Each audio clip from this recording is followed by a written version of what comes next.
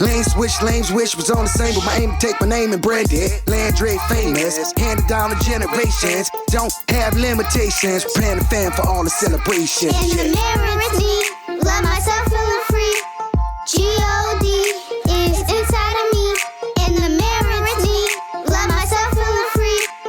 G-O-D is inside of me. Most feel threatened by your presence. It's the God in you that keep you going. Down 10 times, get up 11 and you keep on going. Glow up, glow up, glow up, glow up, yeah, yeah. Glow up, glow up, glow up, glow up, yeah, yeah. Welcome back, Big Boxx. Lil Boxx. Connis University Autism 2025, Season 3, Episode 3. You dig? So that was amazing how you left off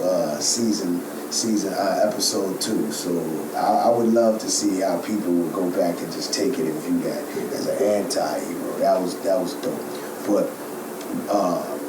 branching off of that, and I think this is a good segue.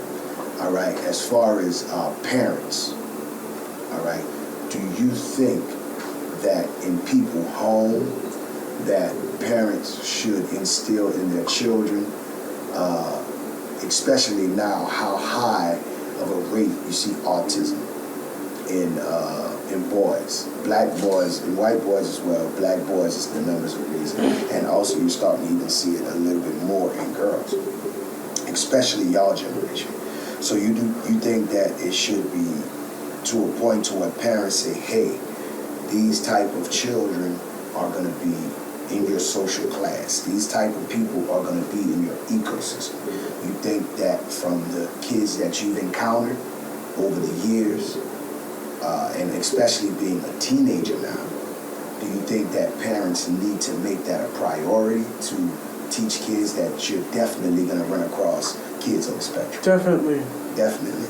Okay, so as far as looking at parents to teach their children that,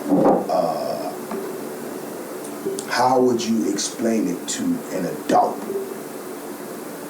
how to approach it, explaining the acceptance of neurodivergent kids? How would you explain that to a parent? If you had a chance to sit and talk to a parent one-on-one, or parents, you and them, and they say, Lil Boxx, give me a crash course on autism to teach my son that goes to school or has some type of social situation with you. How would you explain that to that adult? I'll explain the very basics of what autism means and how it can impact their child's life. All I would really tell them is that they have very, very high potential in life. And after the many things I've seen throughout my life, I've learned that every neurodivergent kid has very much creative potential in the world. Just because they're neurodivergent doesn't mean they cannot do anything. And if the parents if they use that child's neurodiversity for their own actions, I mean, it could be like child neglect or abuse. Okay, so I don't think you understood what I was saying. I'm not saying a parent that has a child with autism that's trying to learn how to deal with their child with autism and neglecting them with autism. I'm not saying that. I'm saying a parent of a non-neurodivergent child or a parent of a quote-unquote typical child having to teach the typical child how to interact with someone that's considered not typical. See what I mean? So how would you explain that to a parent that needs to tell their typical child, how to deal with a non-typical child?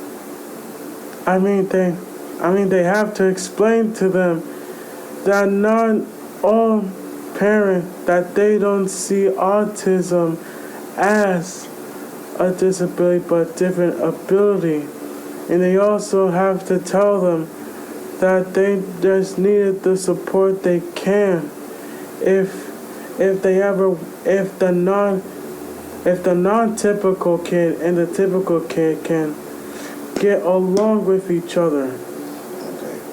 So from what you've seen from typical kids, what do they need to understand? I know you said they need to understand that it's not a disability, but a different type of ability. So how can the typical kid not look at you and say, hey, like you said, people don't call you special ed, but you like, they don't really understand. I'm not special ed. I'm really not. Like, I'm really super intelligent. I'm really super smart.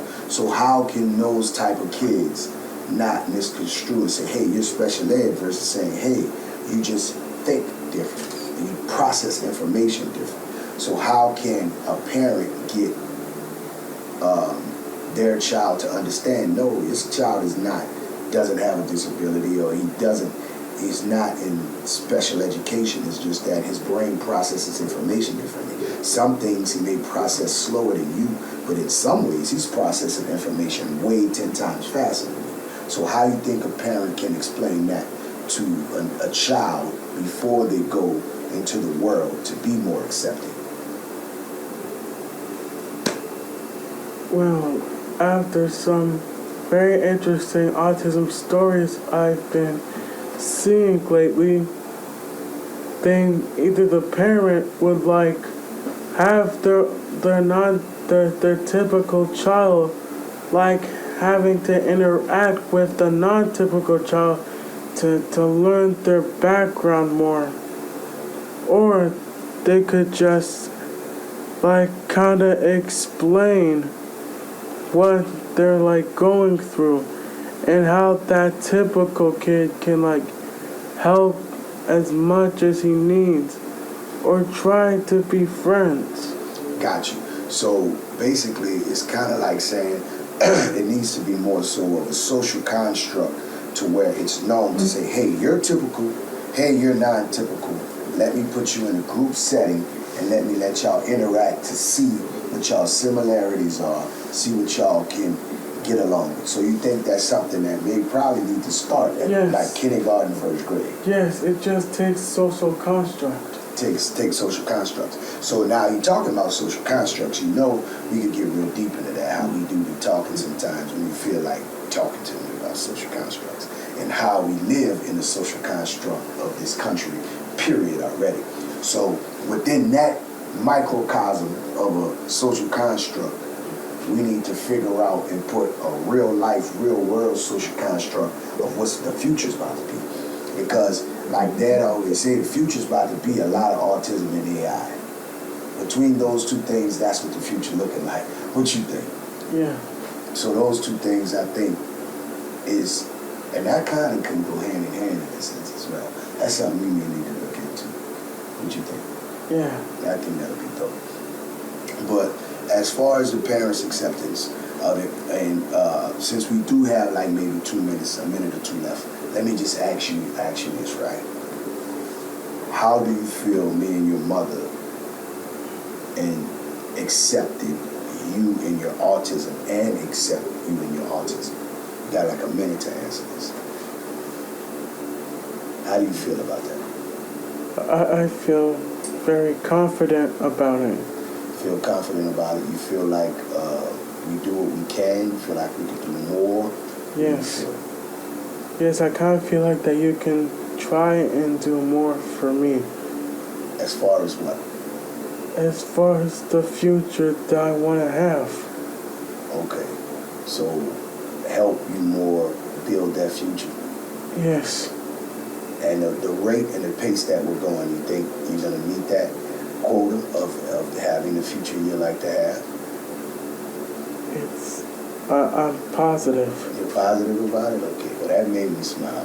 That made me think. I thought you was about to say no, because you need to do this, and you need to do this, and you need to do this, and you need to do I know you like, that's not a good, you don't have a sense of humor like us sometimes, y'all. Your sense of humor is flat sometimes. That's my dog. I love you, man. You can say I love you too, because they can see you shake your head on the camera, but they can't hear you on the Oh, podcast. I love it too. I love it. Big Boxx. Lil Boxx. Connis University of Autism, Season 3, Episode 3, signing off. Bless up. One life, one love. One God. Peace. Boxx-A-Million. Boxx-A-Million. Boxx-A-Million. Mighty Lion of Judah.